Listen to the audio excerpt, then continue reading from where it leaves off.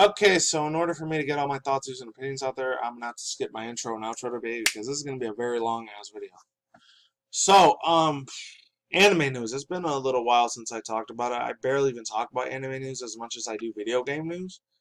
I think the reason is that because video game news, it's like happening a lot more frequently compared to like anime or manga news, a lot more.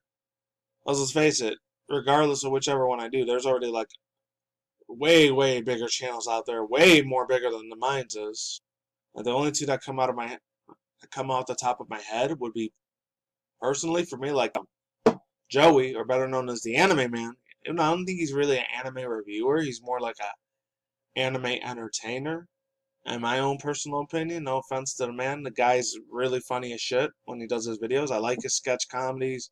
I like how he does his little I remember he used to do the Answer Me Senpai series when he first started getting big. I don't know if he still does that anymore. And then I know he still does the Let's Fight series thing that he does and shit. It's funny as fuck. I like it. And then there's another dude. I remember his name was like, I think Colin, or I know he's a lot more better known as Lost Paws.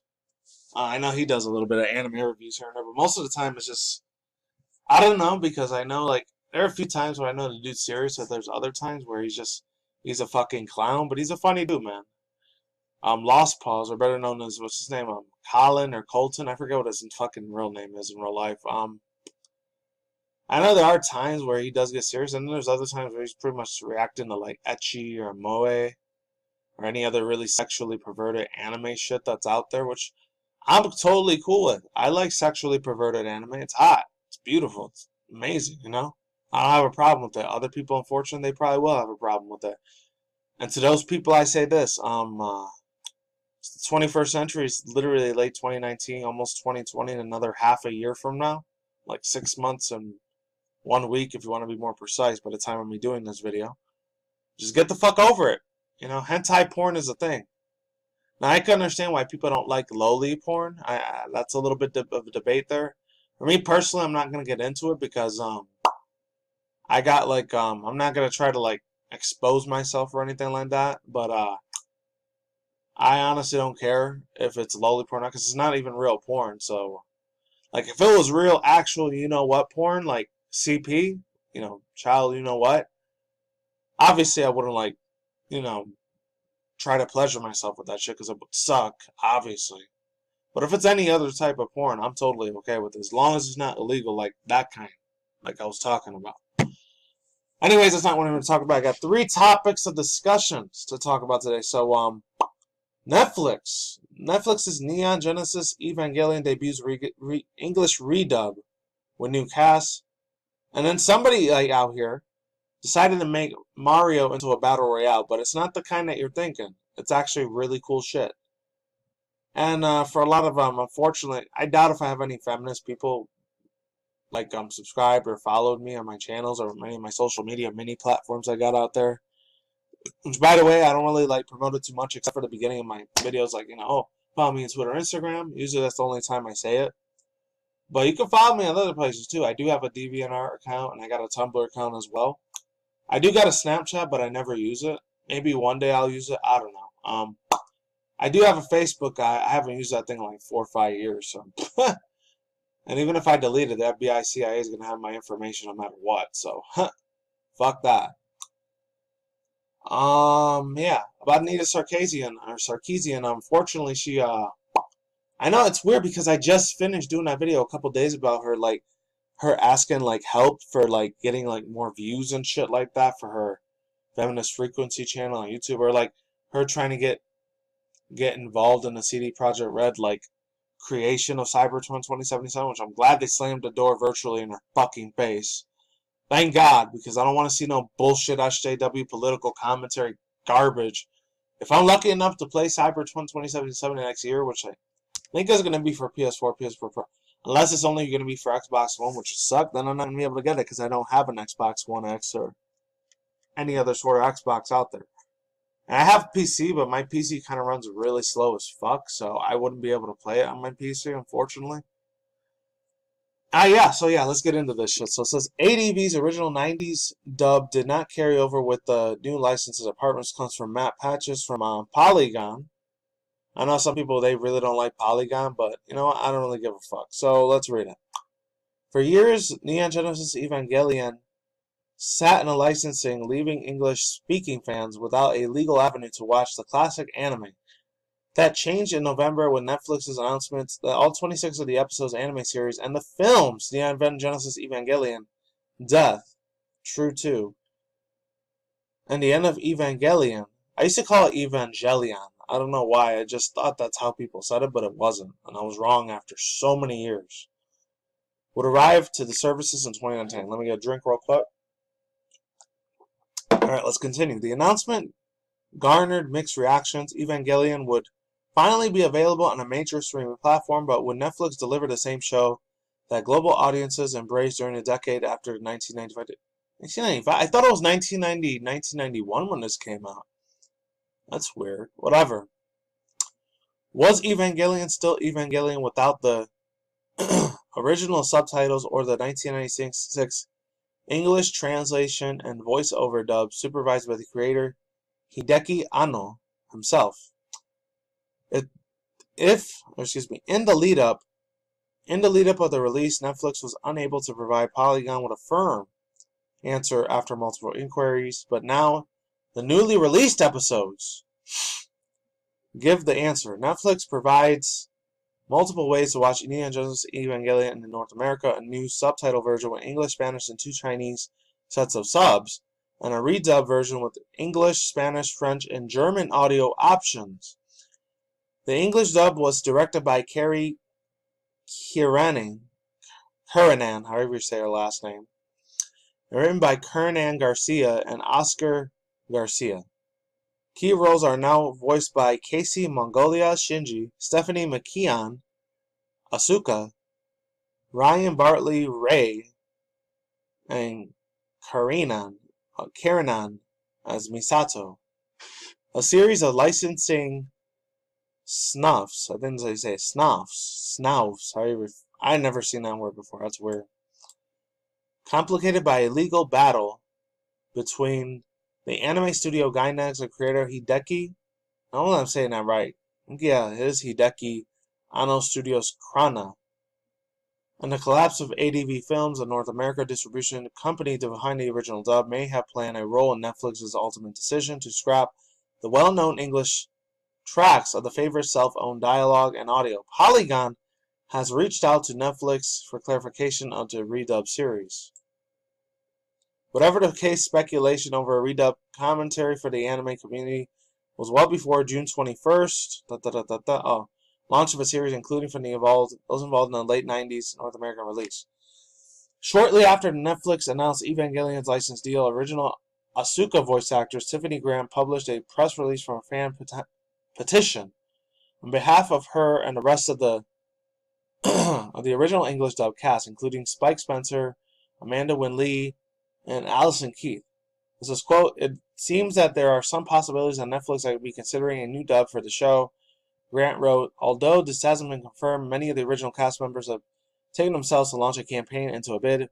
Reprising the iconic roles should be this case. This time I will be heartbroken if I don't do Ray's voice."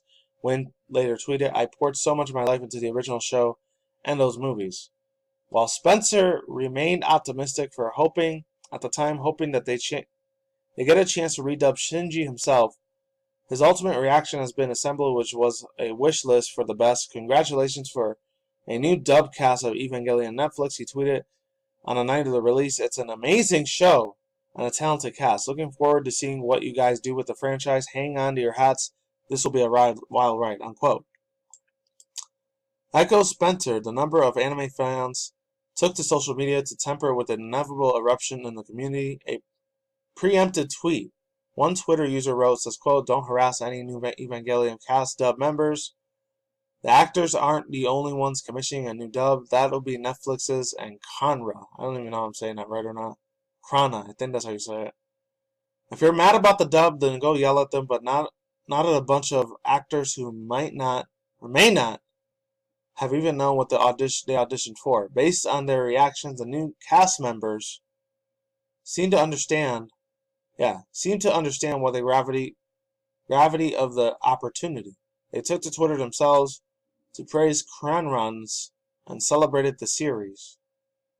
And okay, there's just a whole bunch of tweets that are gonna be on here. Oh yeah, there is. Cause I already looked at this article before I started reading it. I try to do. Yeah, you guys can read that last part on your own. But overall thoughts, views, and opinions. I remember this pitch back in the day. Oh my god. I know everyone liked what's her name? Asuka, yeah, she was alright, but this chick, Rei Aname, oh my god. This girl was literally like the hottest chick I ever saw in anime. Like, I guess 6, 7-year-old me when I was watching this.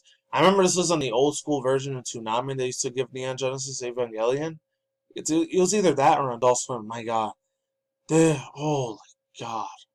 This was probably one of the main reasons I liked purple and pink and even like blue hair anime girls was because of Rei Anane. Ayame. Like, holy fuck, this bitch was cute as fuck. I used to love this girl so goddamn much. You have no idea, man. Now, yeah, hopefully the voice actors don't get too overwhelmed or too stressed out doing the voice acting, which literally, it's fucking voice acting. It's literally like the easiest job in the world. I don't know why the fuck they wouldn't want to do it. They'd probably get paid millions of dollars a month just to do that.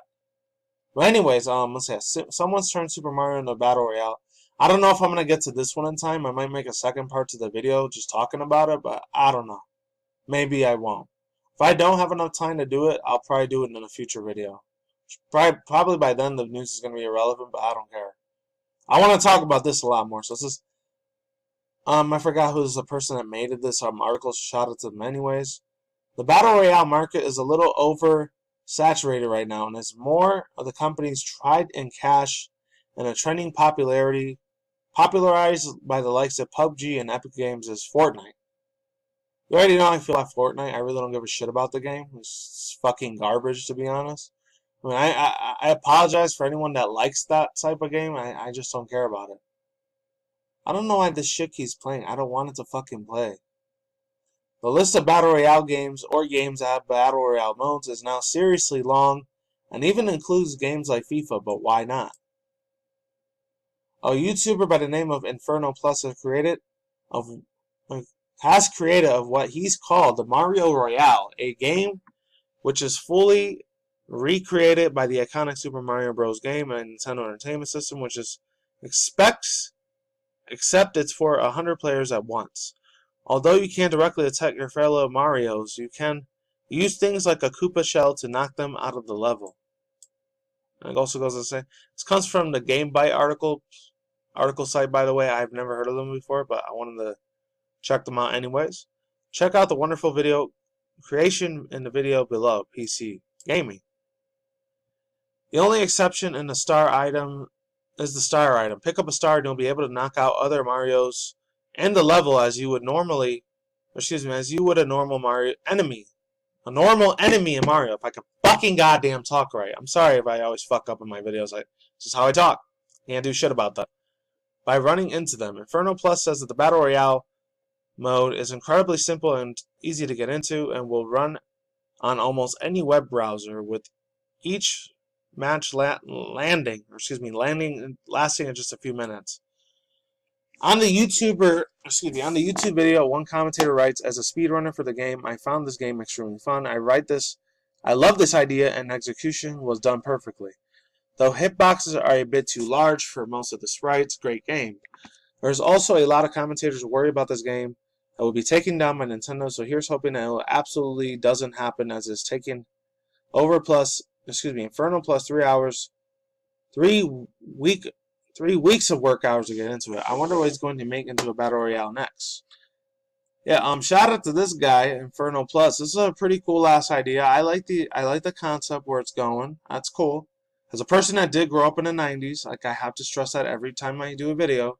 As a 90s kid back in the day, I absolutely loved the shit out of playing Super Mario games. I mean, what 90s kid didn't? Unless they were into only PC gaming or just PS1 or Sega, and they just hated Nintendo games for weird ass reasons. I don't know why. It's like one of the best consoles in the world. I'm just saying, just putting it out there. I'm trying to sound like a biased prick, but it's true.